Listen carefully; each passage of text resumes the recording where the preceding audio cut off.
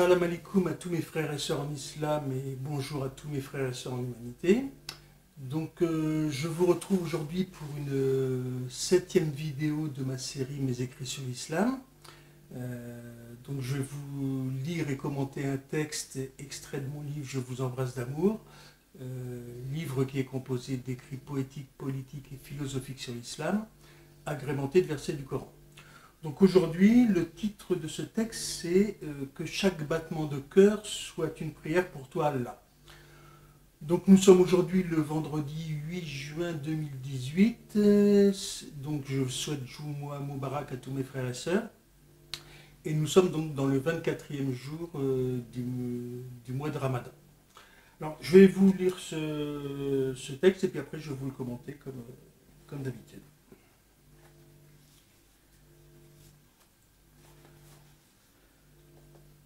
Que chaque battement de mon cœur soit une prière pour toi, Allah. Que chaque battement de mon cœur soit une prière pour toi, Allah. Vide-moi de toi, vide-moi de moi et remplis-moi de toi. J'implore ton secours, Allah. Je t'en supplie de toute ma vie. Fais-moi être d'amour, fais-nous être d'amour, Allah.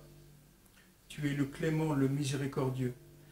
Exauce ma prière, Allah, et nous ferons de la terre un monde de paix, de justice et d'amour pour nous et nos enfants. Tu es le puissant, le sage. Paix, shalom, salam, pêche à l'homme, à l'âme. Et maintenant, je vous lis donc un verset que j'ai mis à la suite de ce texte.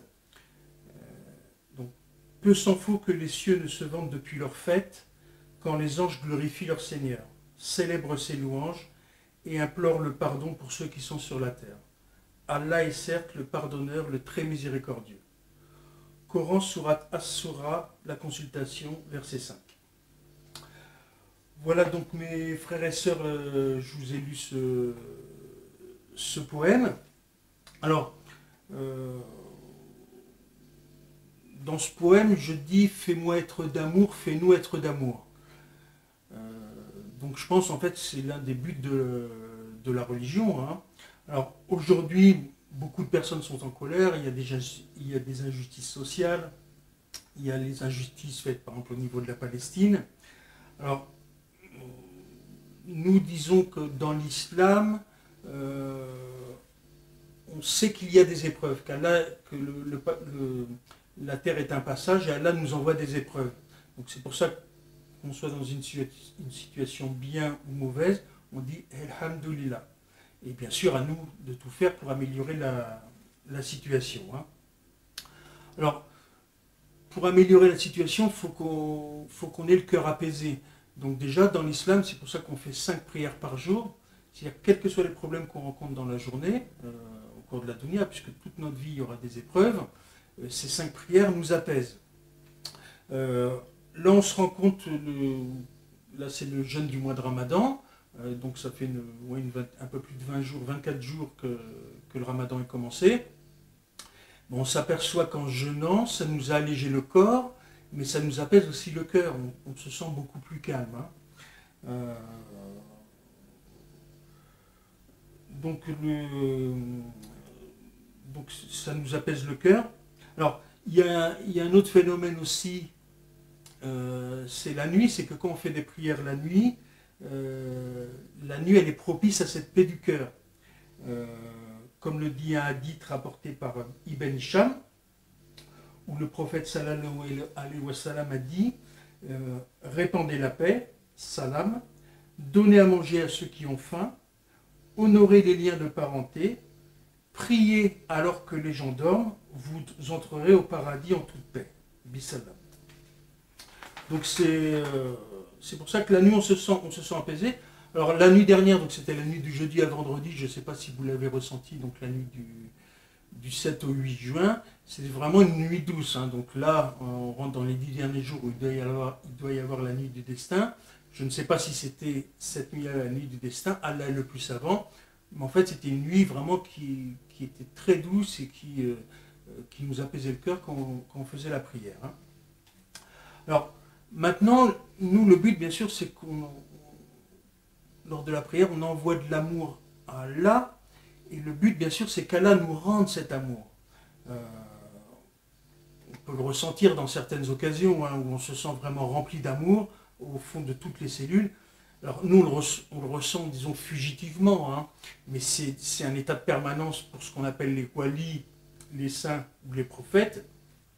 C'est pour ça que quand les gens, disons, qui sont en présence de ces personnes, enfin les prophètes, il n'y en a plus depuis le sceau des prophètes, sallallahu alayhi wa sallam, mais même s'il n'est plus là, de toute manière, si on se concentre sur lui, on ressent aussi sa douceur et son amour.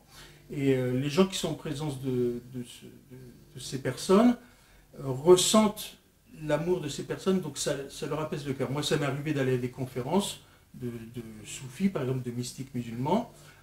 Dès que la personne rentre dans la salle, immédiatement on ressent un apaisement au niveau du cœur, parce qu'il y a une transmission horizontale de cet amour. Alors, maintenant, comment peut-on obtenir cet amour d'Allah?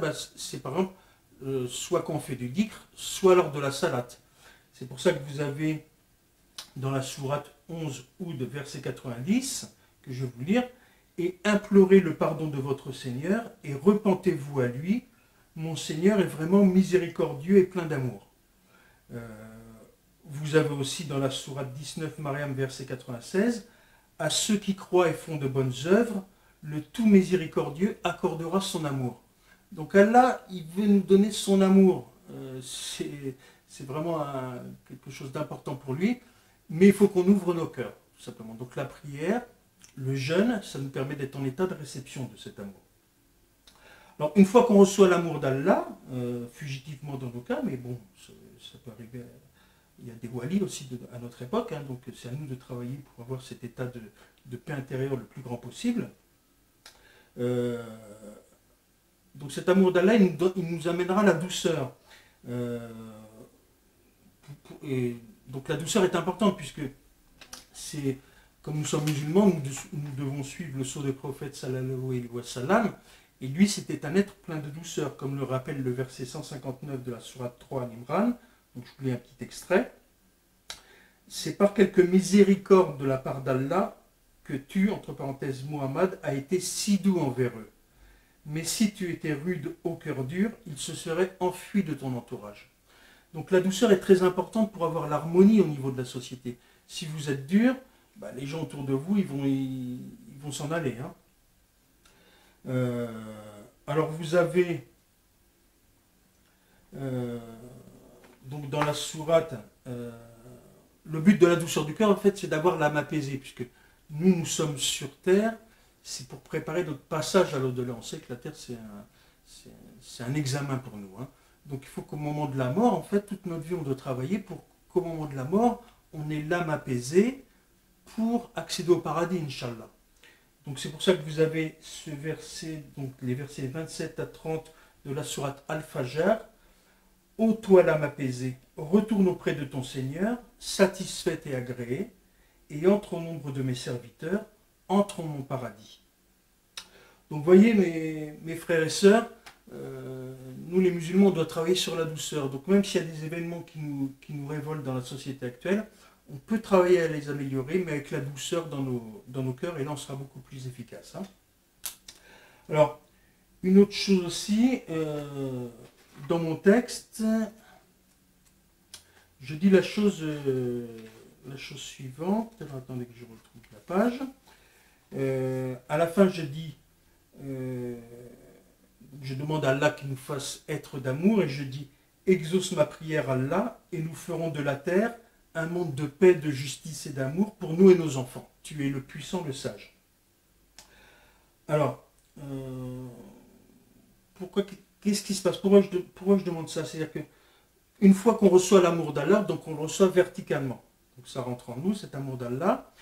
Et après, nous allons le diffuser horizontalement à nos frères et sœurs. C'est ce que je vous disais tout à l'heure, qu'on est en présence de quelqu'un d'apaisé, on ressent cette paix. Et c'est en ressentant la paix autour de nous, plus il y aura de gens apaisés, avec un cœur rempli d'amour, plus il y aura de l'harmonie entre les hommes. Si tout le monde est rempli de colère, on peut le voir par exemple dans les manifestations, vous n'avez que des oppositions, de la colère, ça n'amène pas l'harmonie. Hein. Donc il faut qu'on travaille à ça, à recevoir l'amour d'Allah. Une fois qu'on a reçu l'amour d'Allah, là on le diffuse cet amour autour de nous. Donc c'est confirmé par le verset suivant, donc le verset 208 de la sourate 2. Donc ça c'est une indication d'Allah à suivre. Ô vous qui avez la foi, mettez-vous tous en paix et ne suivez pas les traces du diable, car il est pour vous un ennemi déclaré. C'est le diable qui veut qu'on soit en colère. Allah, lui, veut qu'on soit en paix. Hein. Alors, comme je vous l'ai dit au début de cette vidéo, bah là nous sommes pendant le jeûne du mois de Ramadan. Donc le jeûne du mois de Ramadan, bah, ça nous sert justement, on ne mange pas dans la journée, donc à nous faire comprendre la condition de ceux qui ne mangent pas. Mais vous l'avez compris, ça sert aussi à nous apaiser le cœur. Alors le Ramadan, je pense que ça ne doit pas juste être un mois dans l'année, puis après on retrouve nos anciennes habitudes. Ça doit nous montrer l'état qu'on a ressenti, et cet état, il faut qu'on le prolonge. Donc, en tant que musulman, on doit suivre la sunna du mieux possible, hein. Petit à petit bien sûr, hein, chacun suivant son rythme. Alors, dans la sunna, le sceau des prophètes sallallahu alayhi wa sallam faisait le jeûne pendant le mois du Ramadan, mais il faisait aussi le jeûne le lundi et le jeudi, tout au courant de l'année. Alors, on sait que non seulement ça va nous apaiser le cœur, mais ça fait du bien aussi à notre corps, hein, donc il y a tous les intérêts. Donc on peut commencer après le Ramadan à faire, alors, pour ceux qui peuvent, bah, juste un jour, par exemple, commencer par le jeudi, puis après le lundi. Ceux qui peuvent plus, et ben, le lundi et le jeudi. Et on va s'habituer à cette, comment dire, à cette discipline, ce qui fait que tout au long de l'année, on va ressentir cette paix intérieure, Inch'Allah, que l'on ressent pendant le jeûne du mois de Ramadan. Et en plus du lundi et le jeudi, il y a les 3 jours blancs, donc qui reviennent chaque mois à la nouvelle lune, je crois, pour compléter ce jeûne. Hein. Donc voilà, mes frères et sœurs, je souhaite plein d'amour dans tous les cœurs de tous nos frères et sœurs sur la terre entière. Donc là, donne-nous tout ton amour pour que nous puissions établir donc, dans nos cœurs et sur la terre entière un monde de paix, de justice et d'amour pour nous et nos enfants, Inch'Allah. Donc je vous dis salam alaikum à vous tous, mes frères et sœurs. De nouveau, Jumu'ah Mubarak, comme nous sommes vendredi. Et je vous dis à bientôt pour une nouvelle vidéo, Inch'Allah.